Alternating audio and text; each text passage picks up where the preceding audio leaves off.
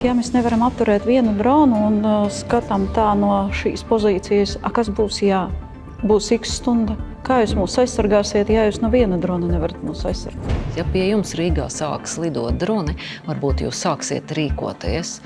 Šo valsti pazudinās stulbums un korupcija, ja nekas nemainīsies. Kas notiek Saeimā un kas patiesi notiek Latvijā? Viktorija, situācija Latgalē ir dramatiska. Tu esi ievēlēta deputāte Saeimā no Latgales. Kas notiek? Kas notiek? Mums visu laiku pa brīdiem atnāk brīdinājumi par to, ka mums ir gaisa apdraudējums, un jau ir tā, ka ne tikai vienu reizi tur nedēļā, bet 2 reizes pa dienu. Cilvēki, protams, baidās, satrauktie, mācību process ir norauts, eksāmeni norauti, vakar, aizvakar, šodien, un tas atkārtojas katru dienu. Un cilvēki pieprasa viņus aizsargāt. Tiešām mēs redzam, ka Siļiņa paziņo, ka viņa veiksmīgi notriekuši tur dronu kaut kur citur valstī, bet ne mums, ne pie mums, ne Latgalē, ne Latvijā. Tas arī ļoti satrauc tādas ziņas, ka savus cilvēkus mēs nevaram aizsargāt, bet citām valstīm mēs varam palīdzēt. Tāpēc ļoti dramatiski. Mēs nezinām algoritmus, ko mums darīt. Teiksim, pat jāatnāk brīdinājums, ka mums jāslēpjas vai jāiet patvērtnē. Ko mums darīt? Teiksim, tiem pašiem darba devējiem. Mums tāda situācija ir, ka vilciens apstājās un cilvēkus dzen ārā uz peronu. Ja, viņi staigā, bet ir apdraudējums, kur viņiem iet. Sabiedriskais transports brauc pa to pašu ceļu laukos, ko viņam darīt. Nav algoritmu. Veikali Maxima, kā man paziņoja vakar balvos, šodien arī Rēzekne Maxima pieņēma tādu lēmumu, ka viņi dzēs visu ārā. Tad atnāk tik paziņojums, visi klienti tiek dzēsti ārā. Sūta visus ārā. Izsūt ārā. Mēs nezinām, viņi uz ielas stāv. Tad mēs esam tādā stāvoklī, ka nekādu algoritmu no valsts nav, nekādas aizsardzības nav. Teiksim, valsts saka, ka jums jāaptur ražošanu, bet kas apmaksās tos izdevumus ražotājiem? Viņam taču ir arī visi tie līgumi noslēgti. Viņš nevarēs tad uzturēt tos līgumus. Šausmas, un valsts negrib palīdzēt mūsu cilvēkiem. Un vienlaiks ir pacelt, it kā iegulda ļoti daudz aizsardzībā, iegulda, tajā pašā laikā ir pilnīgi bezspēcīgi, ka dronis var sajaukt ar putniem, atceries bija gadījumi. Un tagad arī ir. Tad vienu paziņojumu krīzes centrs saka, ka mums bija viens drons, pēc tam mums nebija drona. Man ir jautājums, ja mēs nevaram apturēt vienu dronu un skatām tā no šīs pozīcijas, kas būs, ja būs x stunda? Kā jūs mūs aizsargāsiet, ja jūs no viena drona nevarat mūs aizsargāt? Tā kā parasti saka, ka tad viņi sakravē koferu, fiks laižās paši projām, paliek viss tā kā, tas ir baigi bīstam. Vai kaut kādu pieprasījumu aizsardzības ministrijai? Protams, mēs visu laiku sūtam jautājumus gan no mūsu pašvaldības deputātiem, kuri strādā ikdienu tur, tajā Latgalē, tajā novadā, tajā pilsētā, kur katru dienu izskan paziņojumi, brīdinājumi. Mēs sūtam un pieprasam skaidrot, ko mums darīt. Ko viņi atbild? Atrakstās. Viņi nezin, ko darīt. Tie ir neērti jautājumi, uz kuriem viņi nevar atbildēt. Situācija baigi bēdīga. Tas ir kāda valsts vadība, tāda valsts situācija valstī. Tagad vienkārši mēģina sadalīt, tad es pat nezinu, kā pēc krāsām tos paziņojumus. Tas ir risinājums šodien, ir tikai sadalīt pa krāsām. Oranža, sarkana, zaļa krāsa. Un tajā pašā laikā, ka Latvija vispār oficiāli nekur nekaro. Mēs esam neitrāli zināmā mērā valsts, kas nav kara darbība. Kas notiek šobrīd? Kā vispār šāda situācija varētu pieļaut? Es tikai redzu, ka valsts nevar un vienotība nevar aizsargāt savus cilvēkus. Ilze, situācija Latgalē ir dramatiska. Dronu incidenti, bērniem tiek pārcelt eksāmeni, cilvēki ir neziņā. Patiesībā traģiska situācija. Kas notiek, kā tu skaties uz to un ko var darīt lietas labad? Ir uzdots jautājums Izglītības un zinātnes ministrijai, kā rīkoties skolām, kā rīkoties pašvaldībām, saņemot šādus signālus.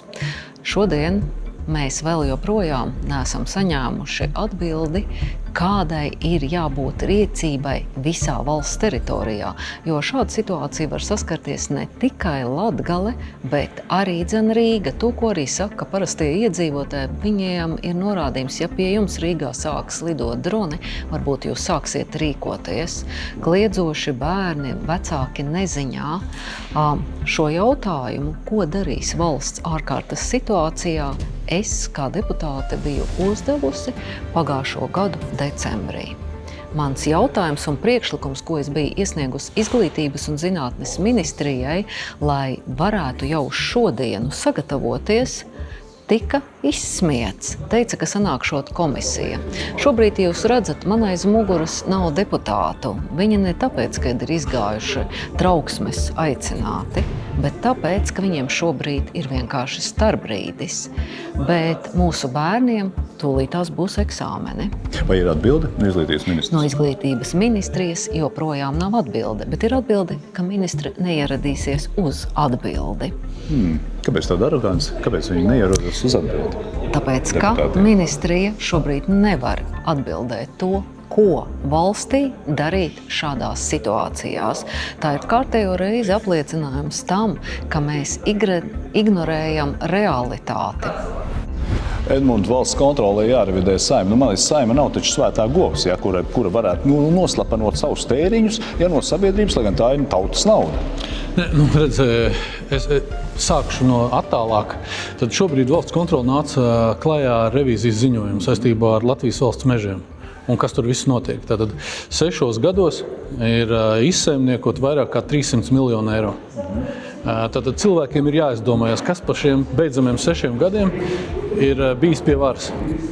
Kādi ministri ir bijuši un no kādām politiskām partijām viņi ir bijuši. Un otra lieta, ko es gribu pateikt, ka tas pilnībā parāda to, kāda mums šobrīd ir šī saimniekošanas sistēma, kad viņi ir pilnīgi aplama, nepareiza, tātad viņi ir pilnībā jāmaina. Un pateikt to gribu arī cilvēkiem, ka šo valsti pazudinās stulbums un korupcija, ja nekas nemainīsies.